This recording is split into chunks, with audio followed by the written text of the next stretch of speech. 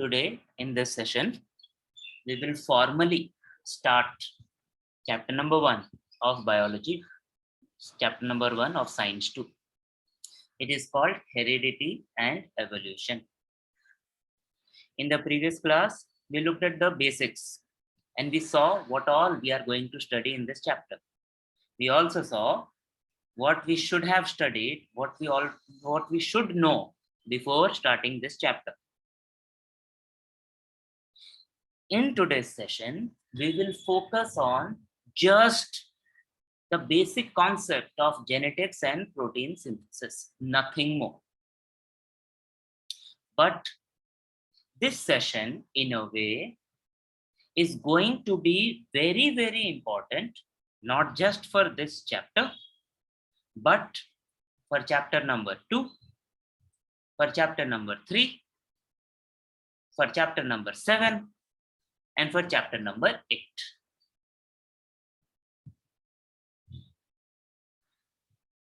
With that, let us begin. This is what we will do in the session. We will understand what happened after Mendel's experiments that you should have studied in class 9, and I gave you a summary yesterday in the previous class. We will look at in detail about the process of protein synthesis,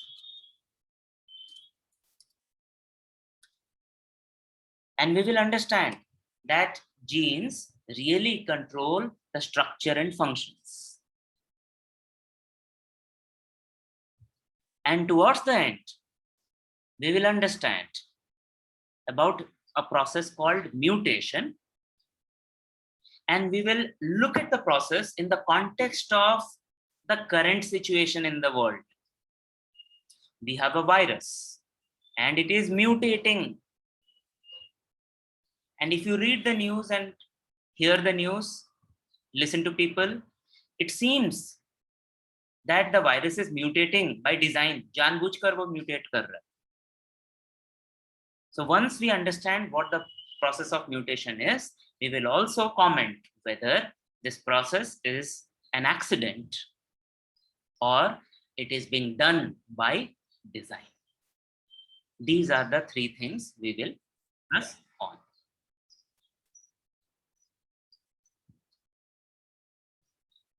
But even before we start the content, revision of what we should have studied earlier and what we did revise in the previous class.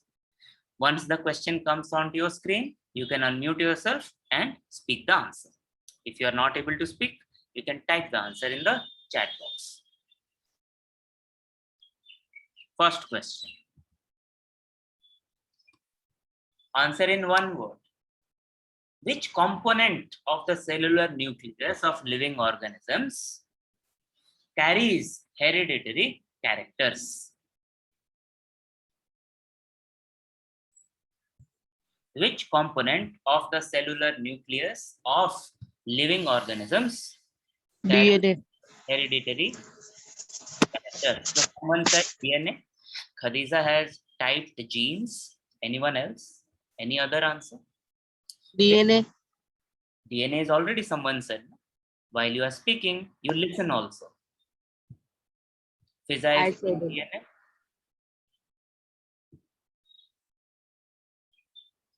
So gene, DNA. Thank you, Prachi. That is the answer I was looking for. Chromosomes. When we are talking about cell and the nucleus, within the cell we have a nucleus, and within the nucleus the next smaller unit is chromosome. It's a different thing that chromosomes are made up of DNA have genes. That's a separate story. But right now, which component of the cellular nucleus of living organism carries hereditary characters? The best answer here is chromosomes. Good, thank you. Alfia, the correct spelling of genes is Genes. Second question, coming to your screen. What do we call the process of transfer of physical and mental characters from parents to the progeny? Progeny is next generation, children. What's the name of this process? Karthik, correct answer in the chat. Waiting for more answers.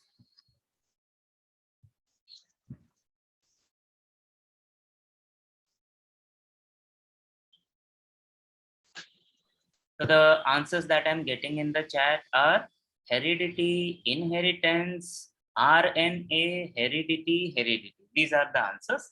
RNA is a thing. It is not a process. Inheritance, yes, we can say, but the better answer and the best answer here is heredity. The process is heredity. It is not hereditary, Alfia. Hereditary is an adjective. It's not a noun. We are talking about a process, name of a process. It is called heredity. Thank you. Next question, coming to your screen.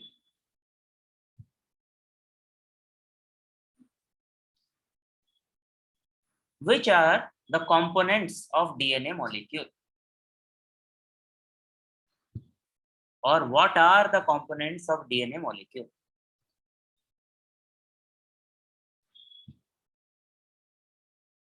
And I'm saying answer in one word. So let's first answer in one word. First answer that has come is genes. Aditya Sani is saying sugar.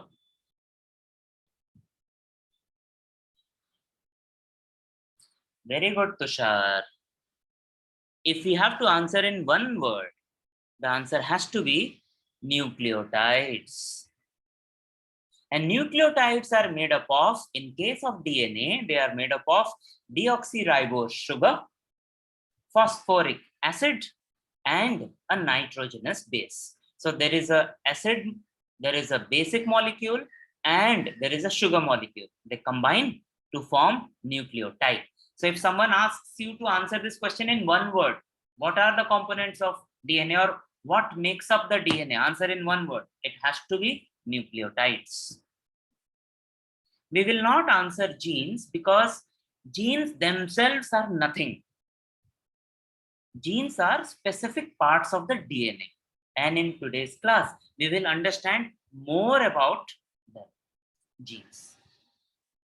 Good, happy that you answered. Let us move. So, the story continues about Mendel and his experiments. This is history. It has already happened, but it helps to know how things have progressed. It helps to know what have been the important milestones in the journey of genetics.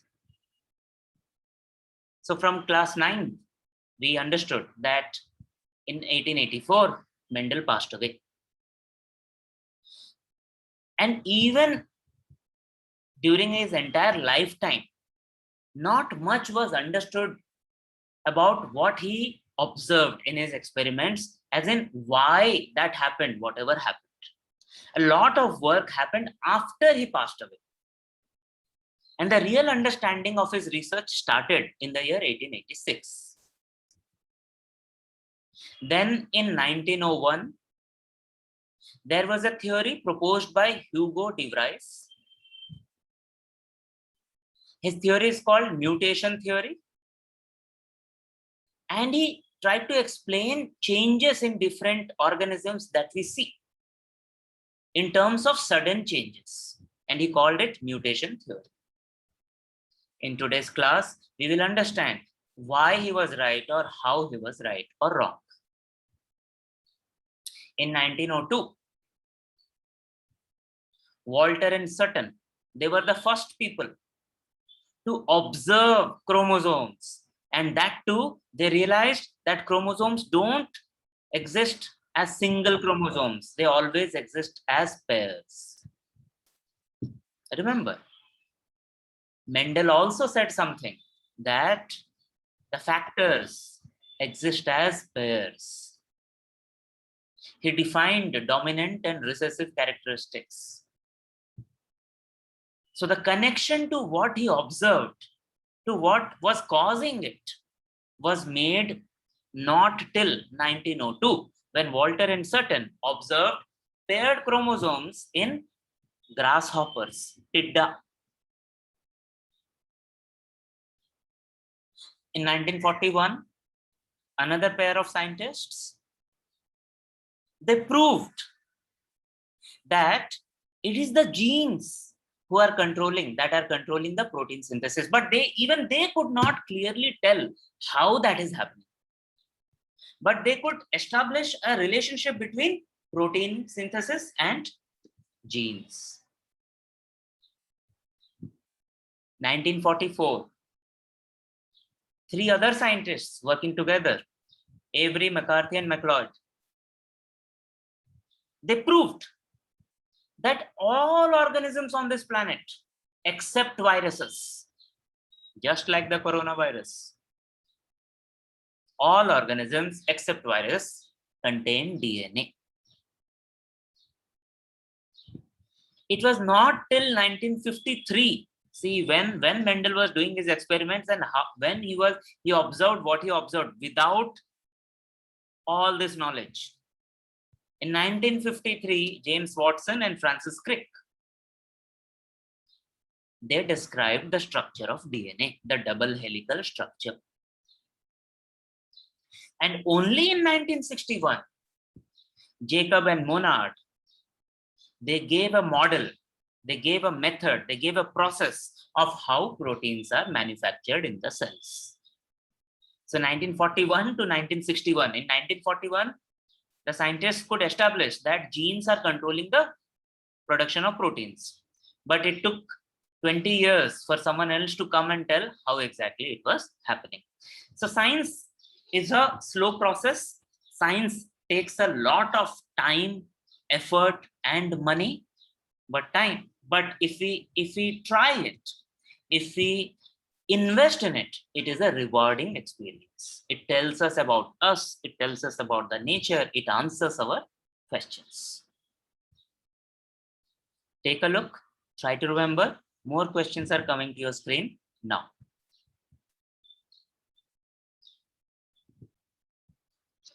Try answer this question. It's a fill in the blanks question. The possible answers are given within the brackets. Two questions, 3A and 3B. Read carefully in your mind. Remember what we saw on the previous slide and try answer. You can speak if you want to speak. You can type if you want to type. We know that the causality behind the sudden changes was understood due to principles of Hugo de Vries, due to mutation principle of Hugo de Vries, and the proof for the fact that protein synthesis occurs through genes was given by George Biddle and Edward Totter. These are a couple of questions from the exercise which you will complete after the class if you are not able to finish during the class. Thank you everyone who participated.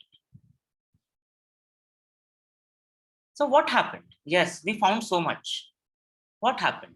What is the use of knowing all these things?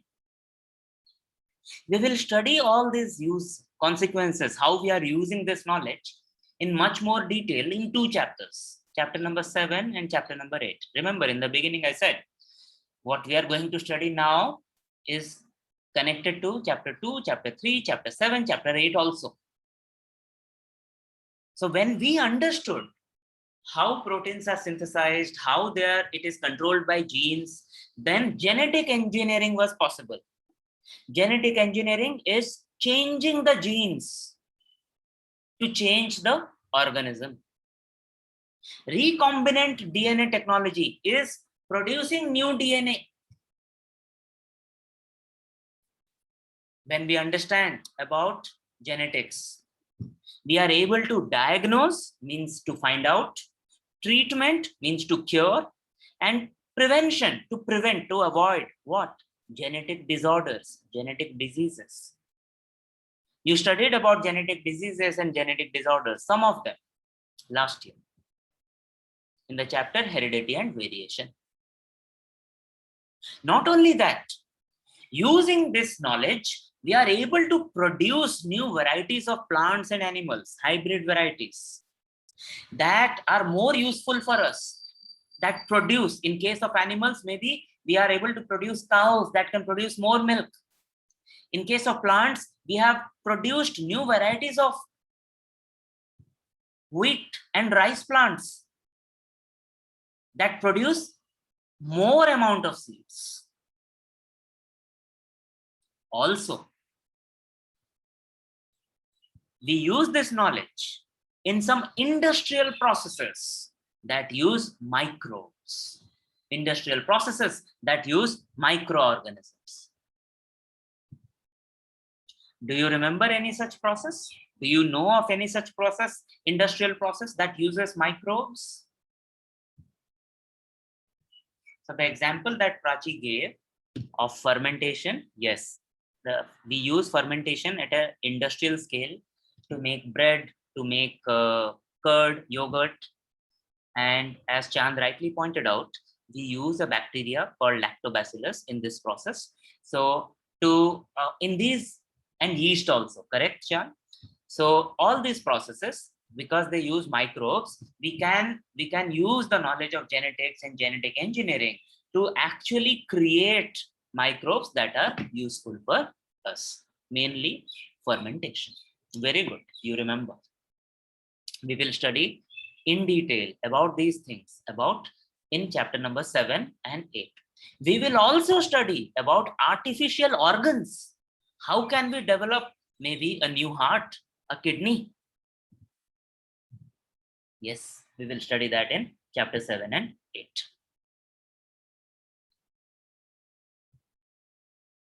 But kaise? Right? Here we are talking about protein synthesis. Now we are talking about genetic re-engineering, but we don't know how do we do it. We will have to know more about this. You have already studied, maybe in class 6 or 7, that cells, and these are not the batteries, cells are basic unit of life. All living organisms are made up of cells, either one cell or more cells. We are not aware of any living organism which does not have at least one cell. If you agree, give me a thumbs up.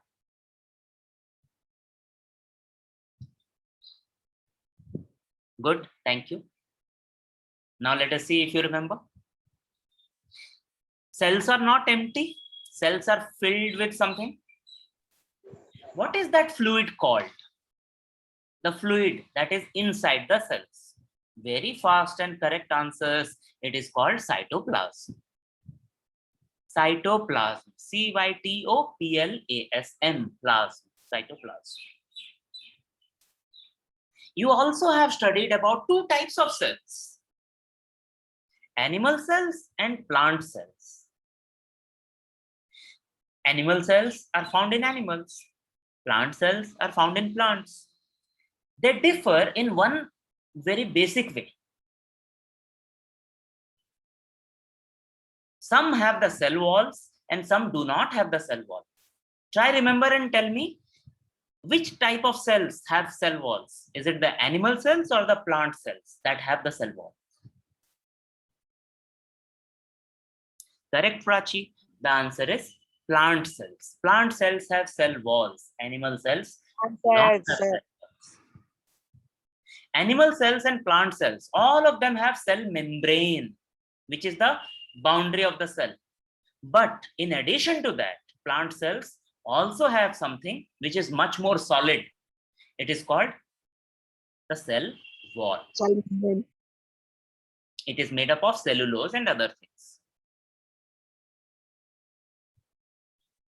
You have also studied that there are two kinds of cells in a different way based on how their nucleus is.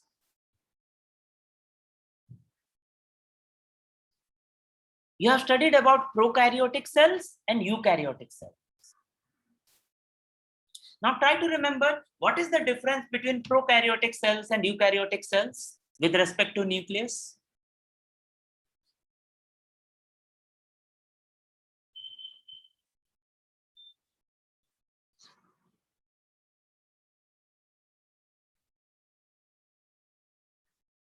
In prokaryotic,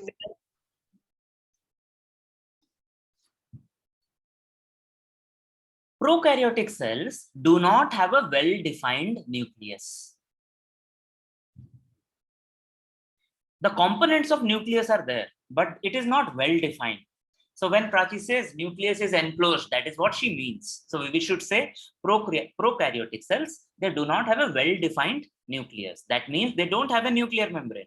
It is not bound, there is no boundary for nucleus. But eukaryotic cells have a well-defined nucleus. This is how we will answer.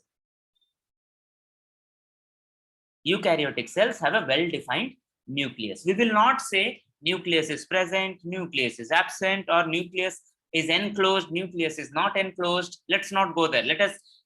We are in a higher grade now.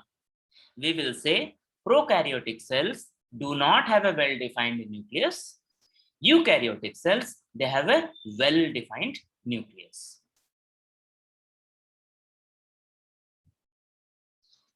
Inside the nucleus, there are chromosomes. And I'm saying inside the nucleus, that means I'm referring to eukaryotic cells. In case of prokaryotic cells, the chromosomes will be just lying randomly in the cytoplasm. They will be there, but not inside the nucleus because the nucleus is not well defined. The chromosome itself is made up of many things, mainly DNA, deoxyribonucleic acid. And specific parts of the DNA are called genes, Genes. So far, so good. No new information on this slide. Confirm that we can move ahead. Moving on. We have already understood from previous grades, we have understood that genes are related to heredity. Genes are responsible for heredity. That means through genes, characters are passed from one generation to the another generation. Yes, agreed. But we still don't know how that happens. And we will not know how that happens even in this chapter. We will just start to know about it. We will just knock on the door. We will just open the door. We will start opening up the door. We will know the full story only in chapter number 3, when we study cell division and reproduction. But there is something even more important, which was there in class 9, which said, genes also control the structure and function of the cells and body. In this chapter, and in the first 2 pages of the chapter, we will understand how genes control the structure and function of the cells and body. If we know this, then we will be convinced that yes, if genes are passed from one generation to another generation, then the second generation, the next generation will also resemble the previous generation because it is the same control, same genes. And then in chapter number 3, we will understand how exactly this transfer of genes happens. Something that is not given clearly in the textbook, but we need to understand. What do we mean by structure and function? Building blocks. We say proteins are the building blocks of the body. When we create a house, when we build a building, we use the bricks, we use stones. That is the significance of proteins for building of cells and body. They are the bricks and stones for the body. As bricks and stone, they give structure to the house. Similarly, the proteins also give structure to the body. So there must be proteins in our muscles, and there are. There must be proteins in our bones. Yes, they are.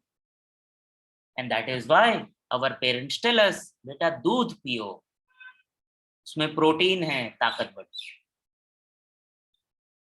That is the structure. Function. We have studied something about enzymes when we studied chemical reactions last year. And we said enzymes or catalysts control the speed of the chemical reactions. Inside our body, also chemical reactions happening. Because the chemical reactions are happening in our bodies, in the bodies of all the organisms, they are called biochemical reactions. And enzymes are those molecules that control these reactions. Most importantly, all enzymes are also proteins. You must have studied in class 9. In the chapter Control and Coordination, you would have studied two things, nervous system and the hormonal system. So the hormones are the liquids, fluids that are secreted by endocrine glands. And they control certain functions of the body. Now, most of the hormones are also proteins. Proteins give structure to the body. Proteins control the chemical reactions happening in our body. And proteins also are used in control and coordination. So, if we know how proteins are created, then we know how the body functions, why we are the way we are. And this is what the scientists figured out, that the production of proteins is dependent on the genes. That is the process that we are going to study now. Proteins give structure, proteins control the functions, right? Structure and function. And proteins themselves are manufactured from genes. That means genes somehow have the recipe for that biryani that we are.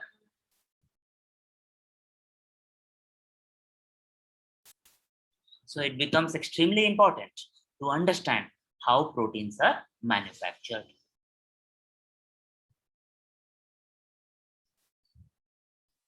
Proteins are made up of molecules of amino acids. Americans say amino acids, British people say amino acids. Both are correct pronunciations. In the picture, you see some examples of amino acids. Clearly, these are not simple molecules.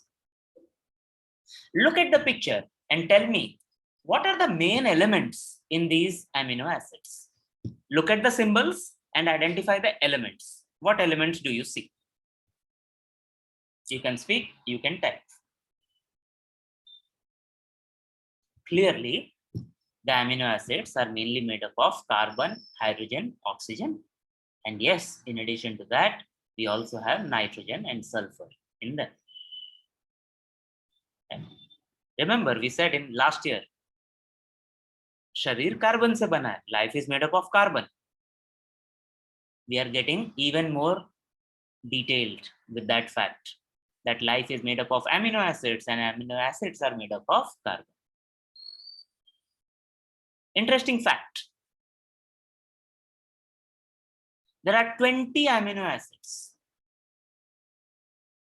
Some are called non-essential and some are called essential.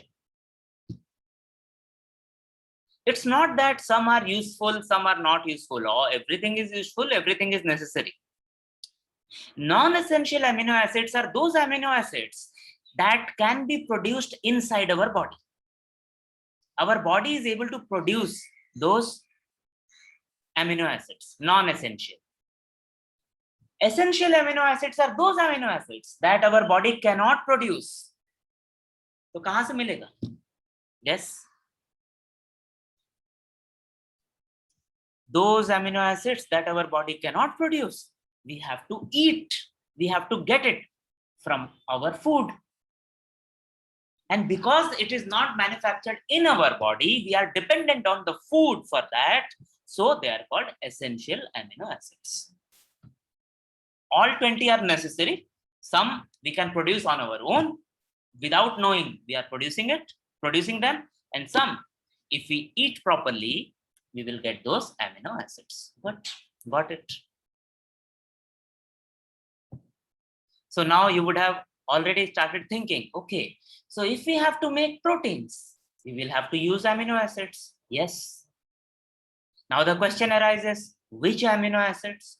How do we combine them? This is what we discussed yesterday. We need the biryani.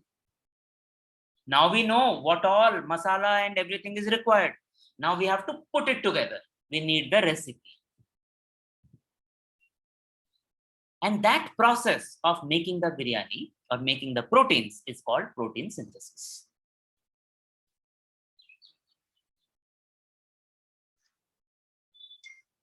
The way protein is synthesized, we can write the whole process in 4 steps.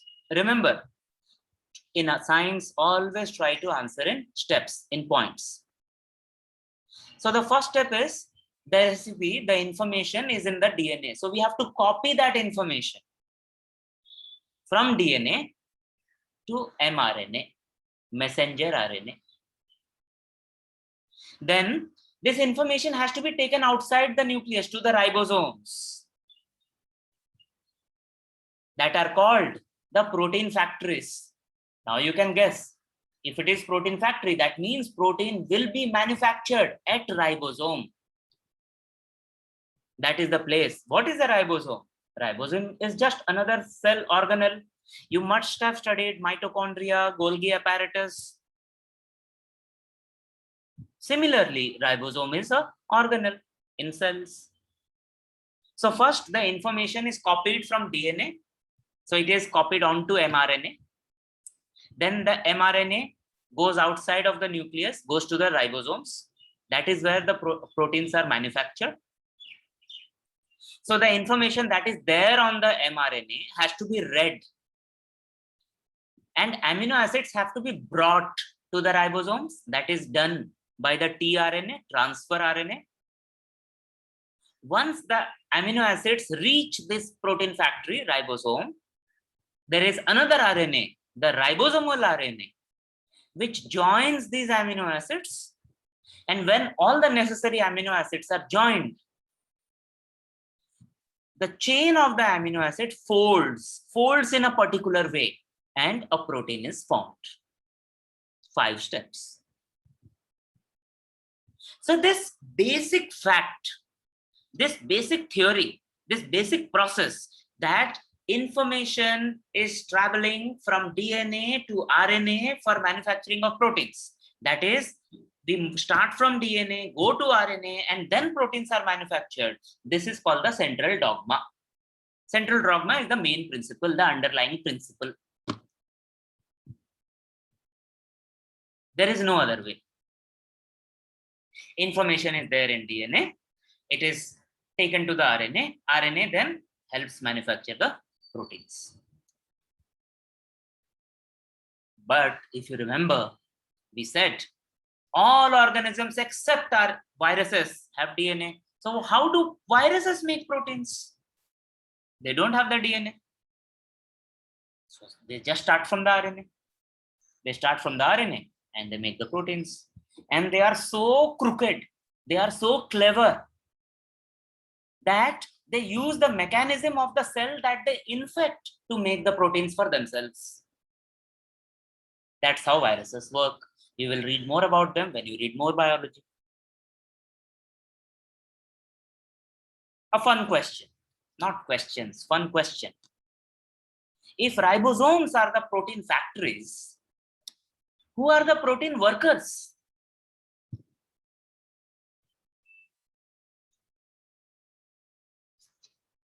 Ribosomes are the factories where proteins are manufactured. So in our biryani story, ribosome is the kitchen.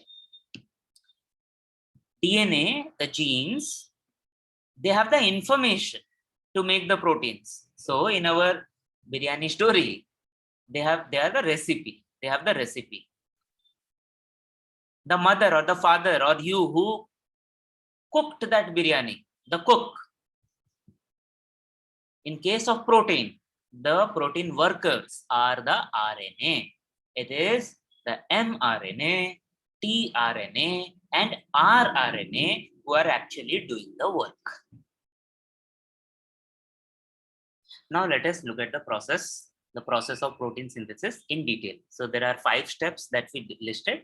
We will look at all the 5 steps in detail. Some steps we will look at much detail and some steps we will not look at much details because it is not still understood properly, or we are not in a position to understand them properly right now.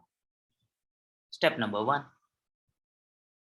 Remember, in the first step, we said copying of the information from DNA to mRNA. There is another name for this step, which is called transcription. In simple English, transcription का मतलब है देखकर लिखना. When you look at the notes that I send you and you just copy it, that is called transcription.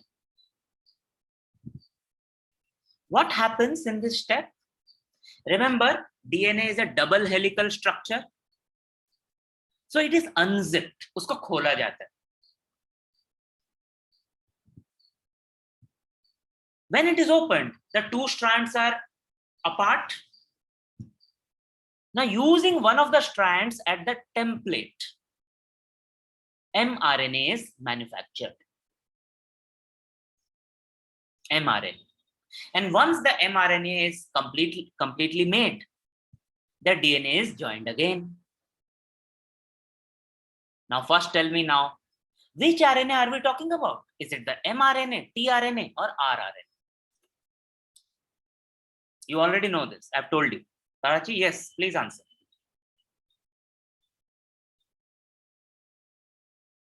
Which RNA is it?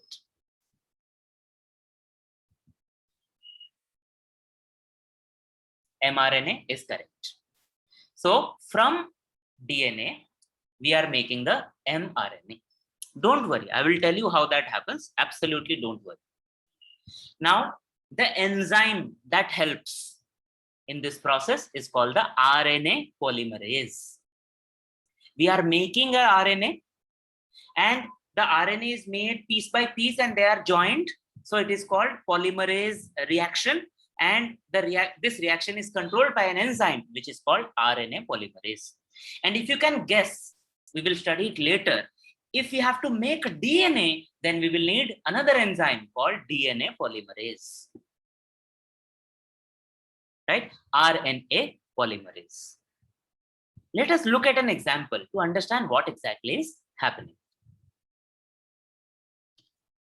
Remember, when we studied about the nitrogenous bases that are there in DNA and RNA, purines and pyrimidines, adenine, guanine, cytosine, and thymine in case of DNA, and adenine, guanine, cytosine, and uracil in case of RNA, we said there is a specific way these 4 pair with each other. Let us see if you remember that or not.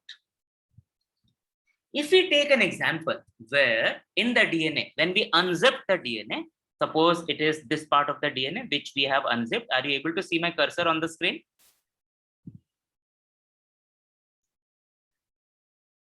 Yeah. Now, on top of that, a mRNA strand is being made. And this strand is made on the rungs of the DNA. The rungs of the DNA are the nitrogenous bases. Now, the example that we are considering is the nitrogenous bases in the DNA are in this order: A, T, C, G, A, T, C, G, A, T, C, G. Just some random order. There is no order here. I've just written these names randomly. If you remember how the nitrogenous bases pair with each other, you will be able to tell me that if we make mRNA, out of this DNA, what will be the sequence of nitrogenous bases? Try tell.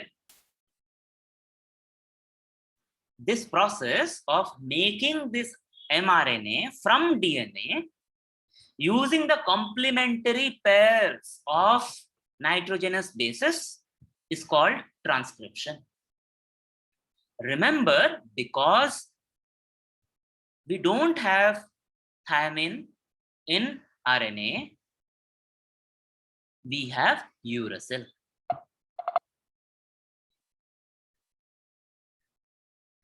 Why is this information necessary? Because this is the information which tells us which amino acids are required.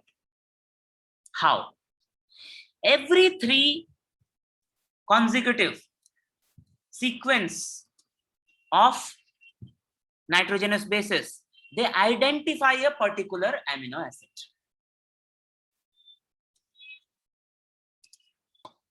So ATC refers to amino acid, which in mRNA has become UAG.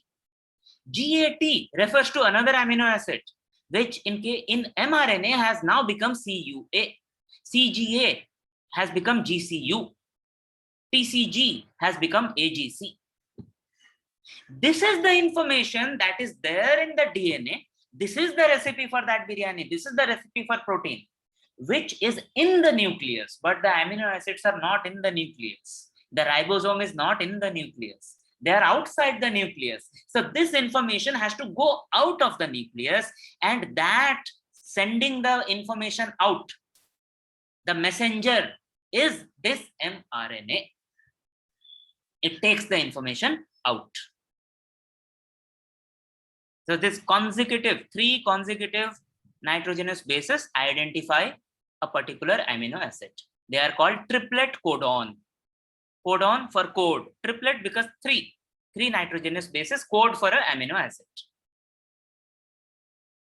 This was discovered by 3 scientists who even won a Nobel Prize in 1968. One of them was Dr. Hargobind Khurana. He is of Indian origin.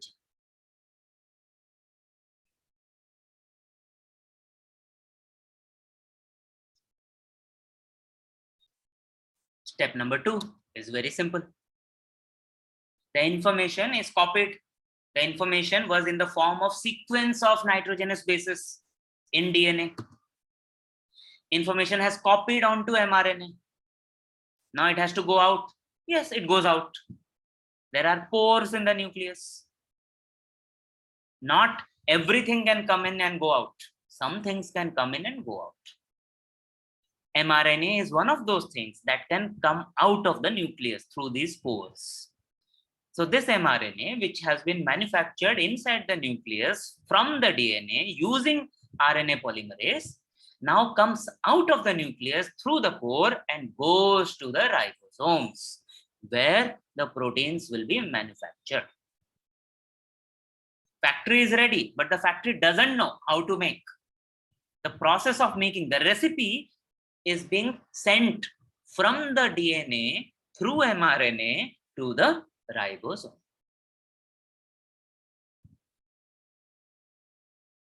So now the information that was there in the form of sequence of nitrogenous bases in DNA has now come to the ribosomes in the form of mRNA. So what is this information? This information is the names of the amino acids, and they are in the form of codons. The next task is then for someone to understand this information and bring that amino acid. That is done by the tRNA. That is done by tRNA. What does the tRNA do? The tRNA reads the mRNA. Remember, mRNA is made from the DNA. So one transfer happened from DNA to mRNA. Now the tRNA will read from mRNA. It will know which amino acid to bring, then it will go and bring. Let us see with an example. In the process of translation, the tRNA reads the mRNA 3 nitrogenous bases at a time, because 3 nitrogenous bases tell us the name. They identify a particular amino acid. Now when they read, so when they again make complementary nitrogenous bases, we are back to the information that was there in the DNA, head to tail, tail to head. The only difference is, in place of the thymine of DNA, we have the uracil in RNA. And now these sets of 3 nitrogenous bases, now they are called opposite of codon, anticodon. Opposite of codon is anticodon. So codon, they are called codon in mRNA. They are called anticodon in tRNA. Now we know. Now the tRNA knows कि क्या लेकर आना है. AUC means a particular amino acid. GAU means another amino acid. CGA means another amino acid. UCG means another amino acid.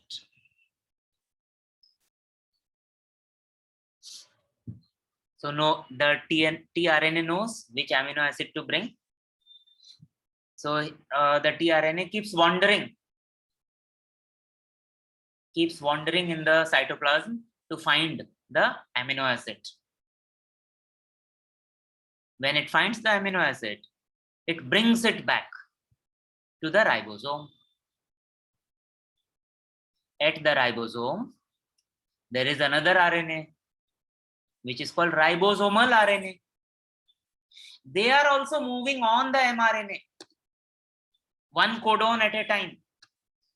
And as and when the tRNA brings an amino acid, the rRNA attaches it to the previous amino acid through a bond, which is a peptide bond. And in this way, the length of the chain of amino acid increases. It's not an infinite process. Everything is controlled. All the information is coded. So when all the amino acids required for a protein are available, then the process moves to the last stage, where the chain folds into a particular shape. It folds. So just having a sequence of amino acid is not enough.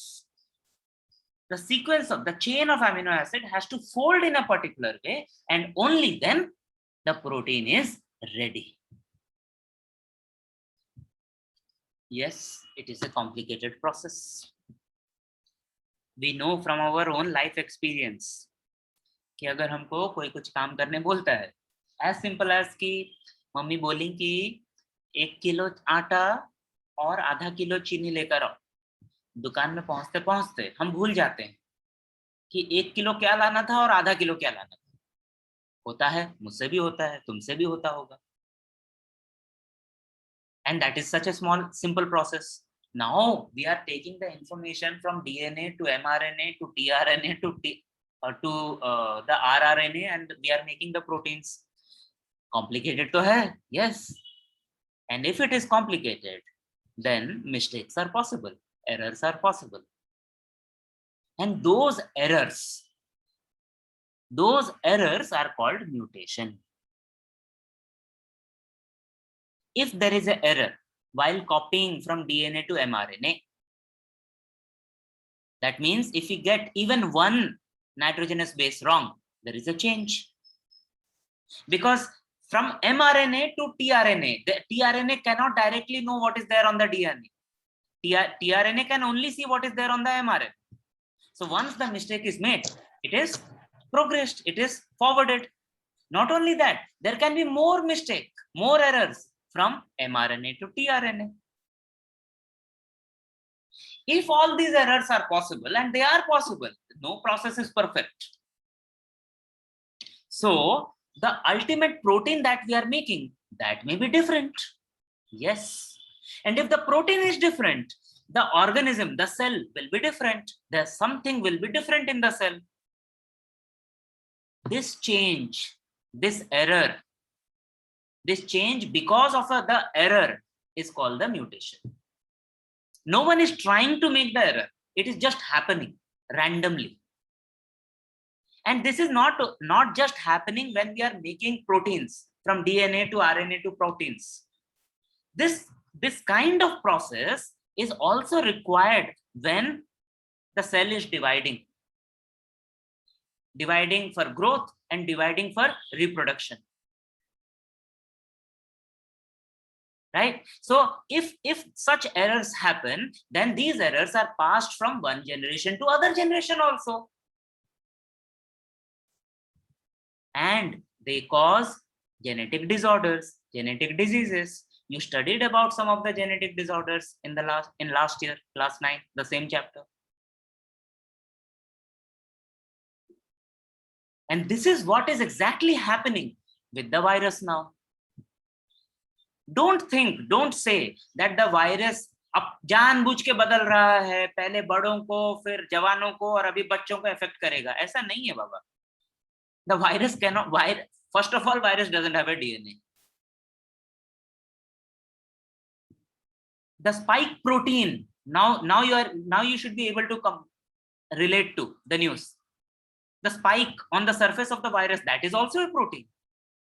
Our antibodies are also protein that help us against the virus.